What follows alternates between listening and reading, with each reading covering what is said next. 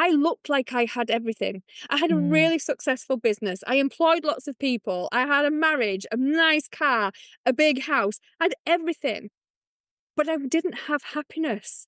Like, it was, everything had kind of like happened to me and I'd let it consume me. And I think so many business owners let that happen because we tend to go into business because we want to help people with something and we never put ourselves first. Welcome to Who Cares About My Story, the podcast on how sharing your personal brand story can impact your business. We will explore the perks and also the behind-the-scenes challenges of figuring out what to share. I'm your host, Reme Mancera, a personal brand strategist who loves finding the story connectors that illustrate the benefits of what you offer. And by the way, you don't need a Hollywood style for that. In case you ever wonder, remember, your story is relevant and worth telling.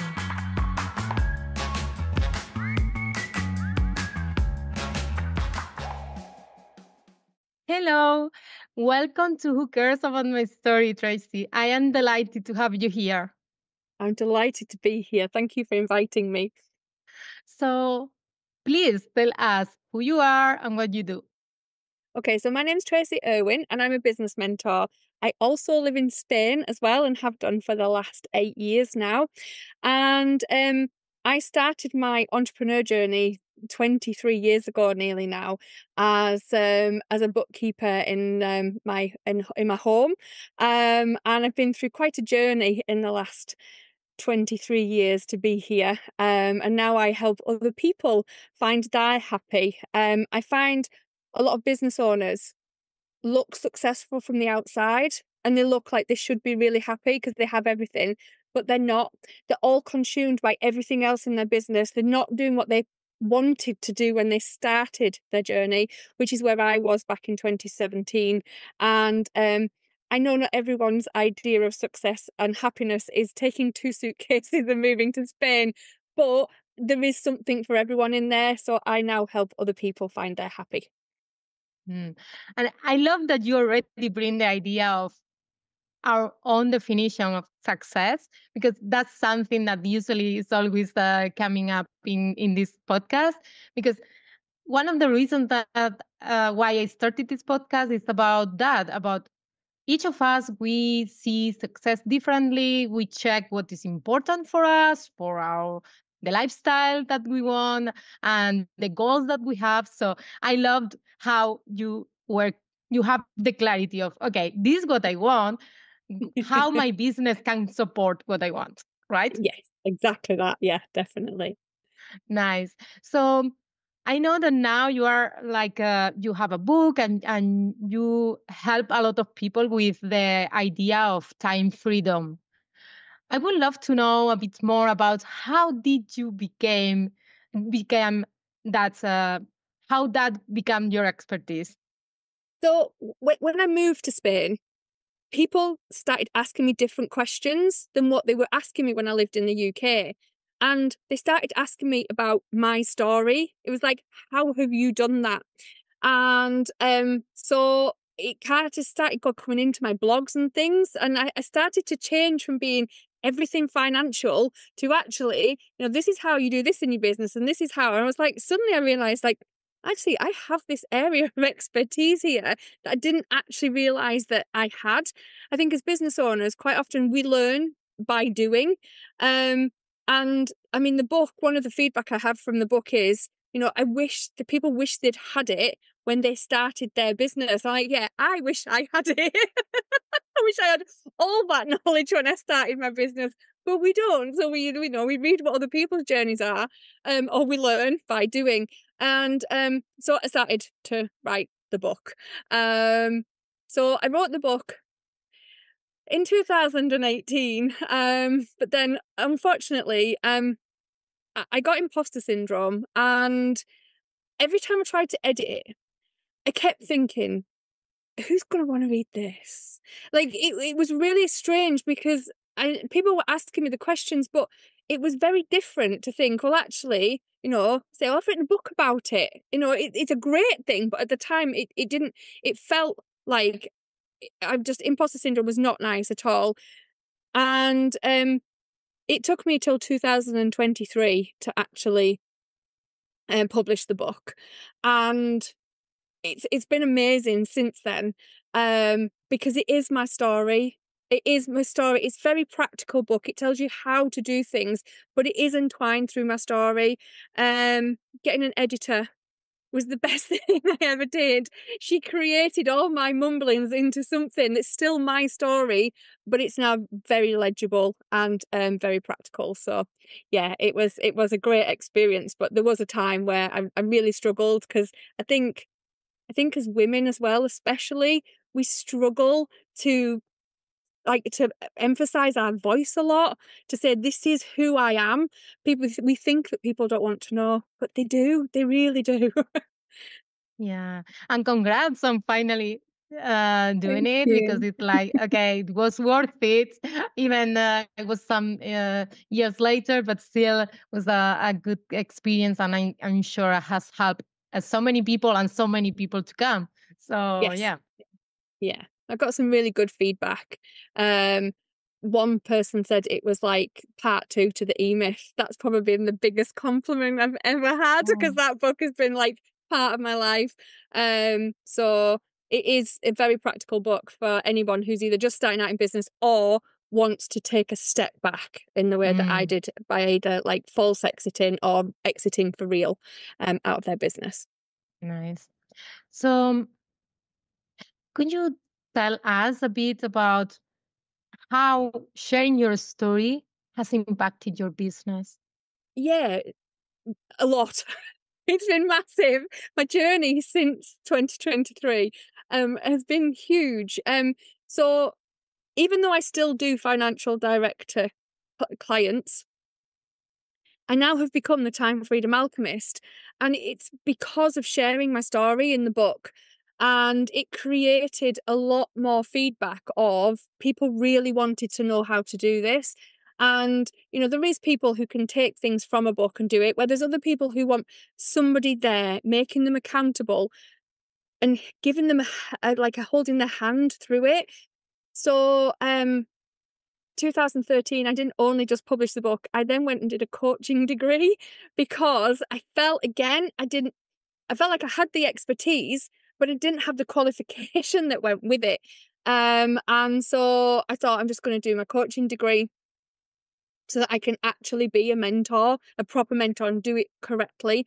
And so yeah, I got my coaching degree at the end of 2023. My life now is really different from what it was even just 2 years ago. I've taken an even further backseat from the accountancy practice. Some the like the Some of the employees are shareholders of the practice now. They look after everything, and I can help clients and who want to like exit their business and get either more time or more profit from their Mm, business. amazing. Yeah. And can you think of a specific example of a business opportunity that arrived because of you sharing your story? Yeah. I think when I started to share my story, I realized that with living in Spain and having an English audience, social media was the only way that I could kind of grow my audience, or I had to start speaking at conferences. And I met a lady on LinkedIn, and I'd been friends with her on LinkedIn for a long time, and we're still not 100% sure where we or how we connected. But I'd seen one of her posts, and it was about helping people to speak on stage.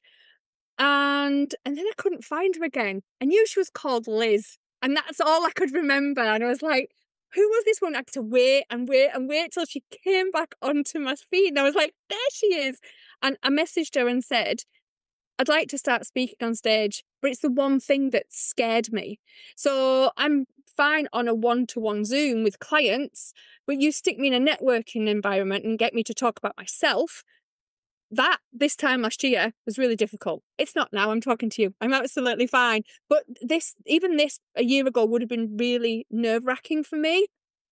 And just that her one post and sharing the book. So once I'd shared the book and I knew I had to do this, it gave me the opportunity to be able to speak on stage. I have spoken on 2 events already this year, and I've got 2 really big events at the end of the year, one in October, one in November in London, where I'm speaking on stage to over 300 people.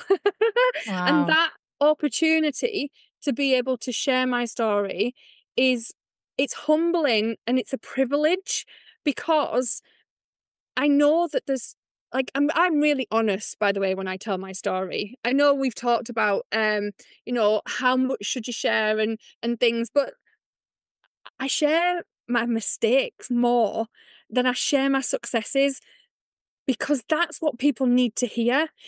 They need to hear that other people who are now, successful, um, still make mistakes. I made huge ones in the accountancy business, by the way, and in the book a lot, I've shared a lot of them because I just feel it's more relevant to my audience to know that I made mistakes in the past, and you just get up and carry on.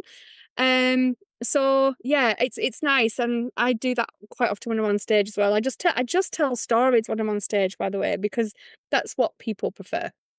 Mm. Yeah, I love that.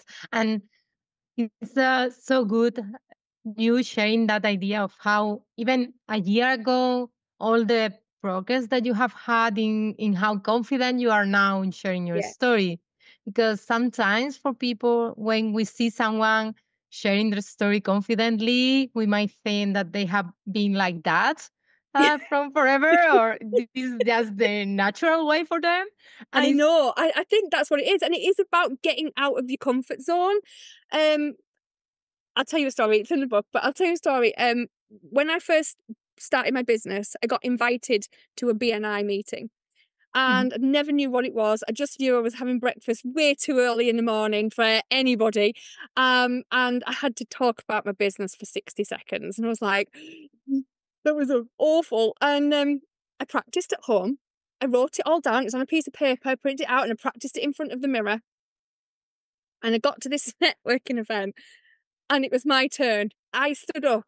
The paper was shaking in my hand and I'd sat down within 30 seconds. I did not draw breath at all. Just like, I was so scared. And I continued to go to BNI for a year. And it wasn't for the networking, as in like getting business, it was for my confidence and really needed to grow my confidence. Now, that was 2002. Now, if you told Tracy in 2002 that in 2015 she would fly to America, to New York, stand on stage for Mike McAllowitz of a Profit First convention and speak to 100 of her peers, because there was all other accountants in that room, she would have said, not a chance, they can't do it. But the practice of like sharing, the standing up and speaking is the only way you get more confident. Like, I know I'm going to be nervous getting up and speaking to 300 gym owners. I know that. But actually, by doing it is the only way it's going to get less and less. And it is about sharing your story. Again, you've got to remember, people love stories. And as long as Mm. you're educating them at the same time, they're going to get benefit from it, however nervous you are. Mm, So, yeah, absolutely. And it's about practicing, and it's about having clarity on why you are doing so. yeah, Because when you have a reason why, then everything makes sense, and you know that your story is relevant because you know exactly why you are telling that part of your story. And that could be to highlight a certain benefit of working with you. It could be to explain better your framework, or could be for several reasons, but the main idea that I would like to share now is like, when you know the reason, it's easier for you to remember, and to like, okay, maybe I'm nervous, maybe I am a bit afraid of how it's going to be for me, but still I know the reason, and I know that it's valuable for the audience that I want to reach out. definitely. And I think it's easier when you're telling a story. If you've got like a list of facts to tell somebody, you've got to remember them. When you're telling a story, it's already in your head. It's your memory. Like you can tell it differently to different people. Like I have a habit of in my personal life, if I have something to tell my family, the person I tell it first to gets the whole story. By the time I've told 6 or 7 people, that last person is just getting the bullet points. But it's the same, isn't it? Like, it's not the story isn't any different. It's just that, it's when you're repetitive sometimes it can get just the important bits. And that's what happens when you tell your story in a business environment. You just end up telling the important bits, and that's just keeps everyone riveted anyway, because you're not waffling. Yeah, and the framework that I have developed around personal brand story is called story connectors because Oh, it excellent. connects a part of your story with a part something a key factor of what you offer. Yes. And I always tell my clients how they can use their story connectors as a bridge to talk about something that they want to emphasize. It could be something about their offer or some skill or a different approach. But having that story is going to make things easier that maybe in a sales call you want to address a certain objection and you can bring a story as a tool to make it easier for you, so they are powerful to use in our Very. businesses. Very. I do that with my videos. So um, I do a video of my clients on my list every single week. And what I do is I connect it with something that's happening quite often to my grandchildren as well. So that it makes it nice for people. And then you just connect it to a business idea or something to help teach people in your industry. And because you've got them hooked at the beginning from the story, that's what they want to hear. But by the time you get into your point, they're already hooked. They're going to listen for the rest of the other minute that you're going to talk about. So it is, story is the most powerful tool I think there is. Like we spoke before we came on about the Story Brand book, and I was just blown away by that book just through understanding that I'm not the hero, my client is. And it's just like little things like that, again, with your story of where you fit and where your clients fit. Like that's what you teach people. And that is, it's so important to not, where your story fits in with helping a client.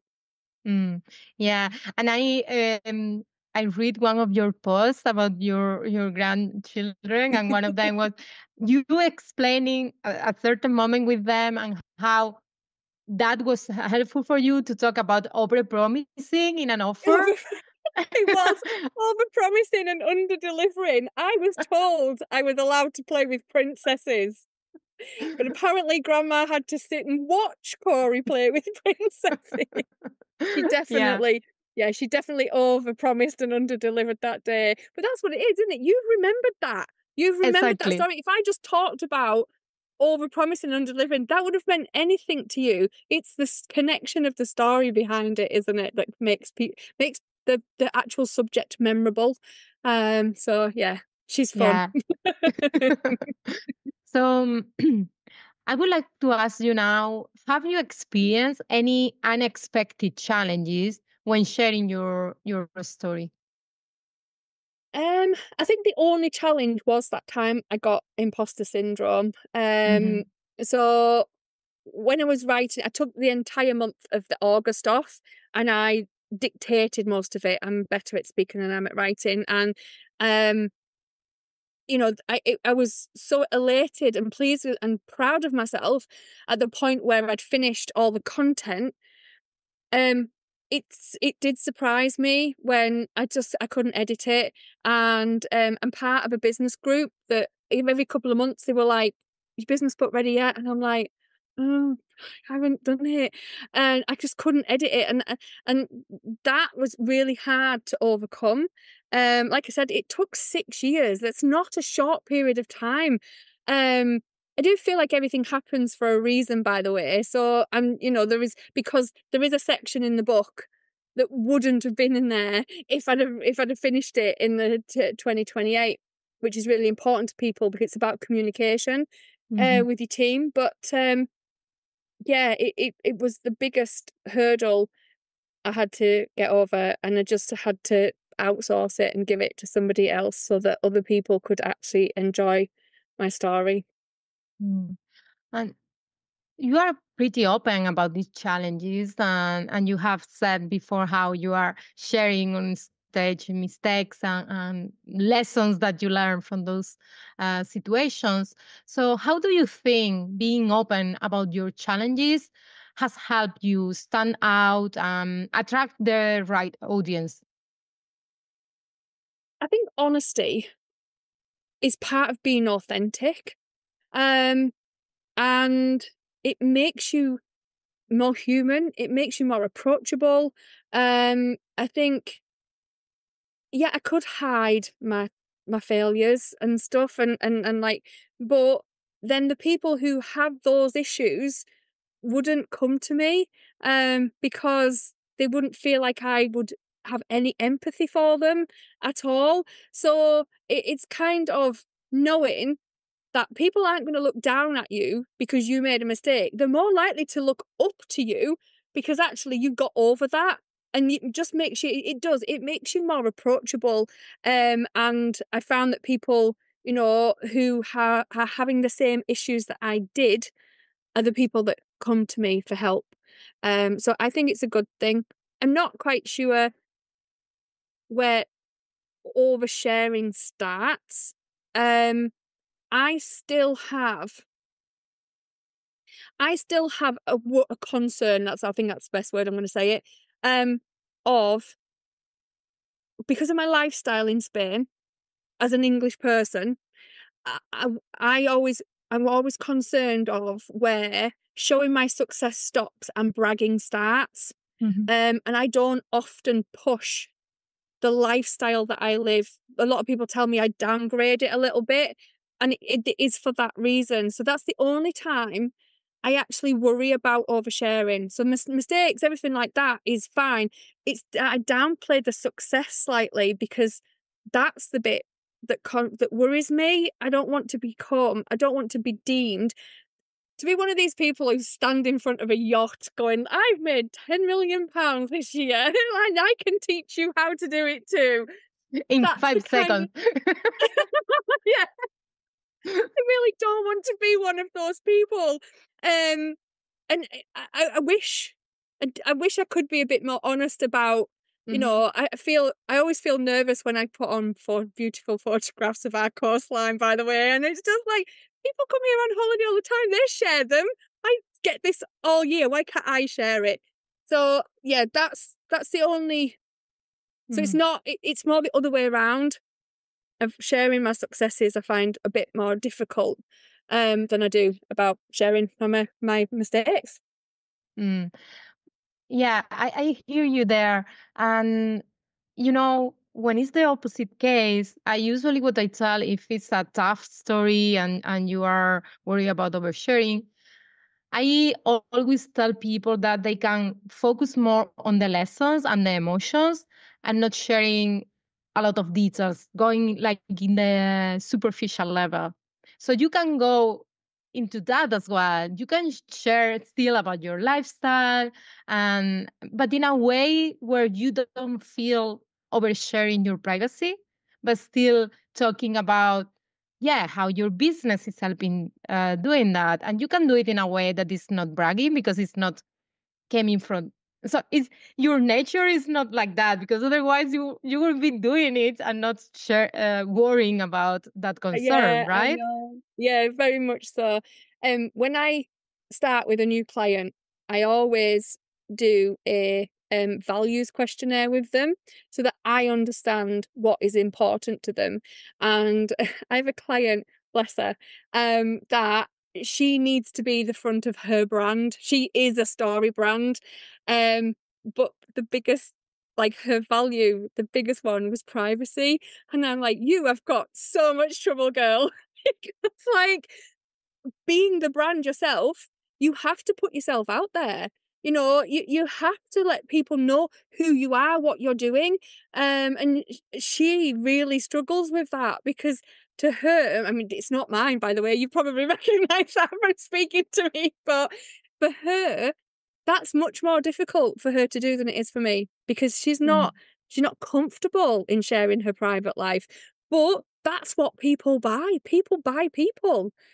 So it's yeah, it's harder for some than it is for others. I'm honest to a fault. If I'm nothing, I'm honest. By the way, so Mm. Yeah, but still, because I am also quite a private person, and that's I always like to highlight how privacy, so private and personal is not the same. yeah, And you can share your personality, your values, what is important to you, what do you stand for, why you work with this group of people, why you focus on that specific problem or situation that you want to solve, and still keep your privacy. But you need to show who you are in the sense of as a person, as a but person, yeah, you can keep your detail, your privacy. So if, let's say, you want to keep how your family looks like or which kind of family structure do you have, it's okay, you don't need to share that. yeah, But this, yeah. what are your values, what is important to you, that's what is going to be the connection. And you Mm. always can specifically choose the stories or the moments of your story that you want to share in a way that makes sense for you. You feel comfortable, but still, you know the reason why you are sharing because it's connected to that idea of your audience or your approach to work and all that. Yeah, I think it does boil back down to that, doesn't it? What you said before. Everything boils down to the reason why you're doing it. Yeah. And if you can come to terms with that and you understand that, then you're never going to overshare. Never, because you'll only tell the bits that are relevant. So yeah, I think that's really good wording, like what you've used, actually. Yeah, definitely. Yeah, thank you. So, what could you say to someone that is wondering who will care about their story? Oh, that's so such a difficult question, knowing what I've been through myself. Um, I would say people do care about stories. Um, and just to go for it. Share a small part, share an important part first, just to test the waters. If that don't you don't everyone doesn't have to like suddenly publish a book and go, there you go, there's my story. You can put blogs on your website. You can talk about different things on your social media. I find my personal posts do so much better than any of the value posts that I put up. I can spend hours on a value post to give really good content to help people, and it just doesn't go anywhere as near as if I stick an ice lolly on because I'm really hot, or a picture that I've drawn, or a crochet thing. It's like the personal ones do so much better. And I think that's what try it with social media in a little way, just to show that people do people buy people. Like I said, it's kind of if you hide behind a brand, um you aren't in this day and age, you're not going to stand out because all the companies do the same thing. It's the person that people connect with, and it is so important. And it is just taking baby steps and practicing, talking to finding a group to network with of like-minded people. I went to my first networking group in Spain this year. I've been here for like nearly 8 years, and I went, and honestly, I could have flown out that room. My feet weren't touching the floor because I'd been in a room with like-minded women for an hour. It's just like, and so that's one, and I felt like that was what was missing. I don't have the same because there is Spanish groups, but my Spanish isn't good enough to Mm. sit. I can sit and have a one-to-one conversation with somebody. If you put me in a room full of Spanish people, bless you, you talk too fast. Yes, we So do. I can't do it. So I've been missing that. And it was so nice. So yeah, just finding places where like-minded people are, where you feel comfortable to talk about yourself, to talk about your values and things. Because I mean that's a private thing in itself, isn't it? But it is what people connect to, knowing that we are like-minded. So yeah, that would be my advice: is small steps, Yeah. baby steps in comfortable places. Yeah, I love that, because it's so important to find safe spaces where you can be open, practicing, and maybe getting feedback from people that you trust, and that you feel comfortable with. That's going to be helpful as well.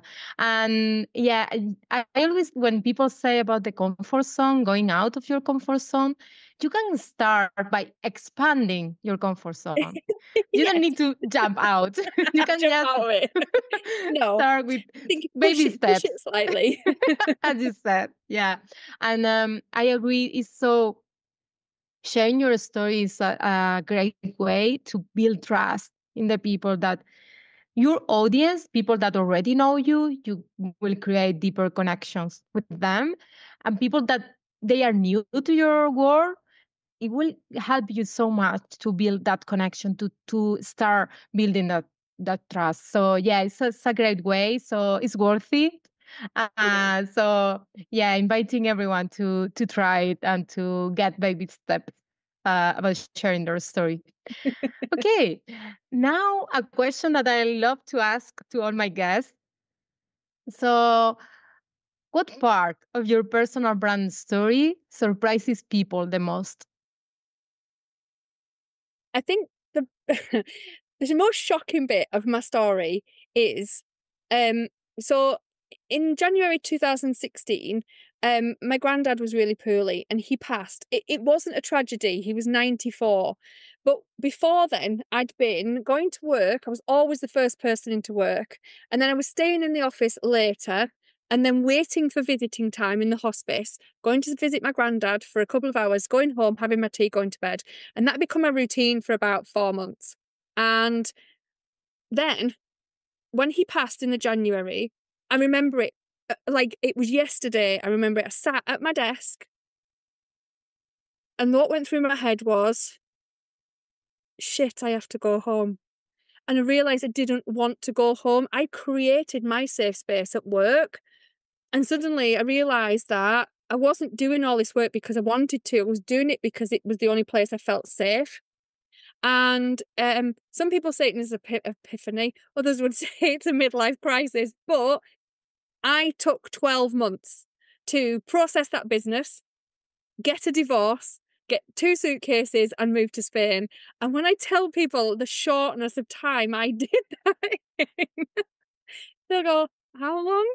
It's like 6 months. Most of it was done all in a 6 month period. And I get told I was brave, but I don't see it as brave. I don't see that any of what I did was brave. It was more of a, I'm in a life that I don't want. Let's create a life I do want. And yeah, some things went by the wayside, but it needed to happen, and I'm happy with that, and I'm really happy now. So I think that's the bit that shocks people the most. That's an amazing story to share for sure. And this is the power of stories. Like that, sharing that is making unforgettable your brand, because then it's like I connect with that. I remember that part of the story, and could be for several reasons. Could be because I have think about going to a different country. Could be because you were stuck in an office and you want to go out of this.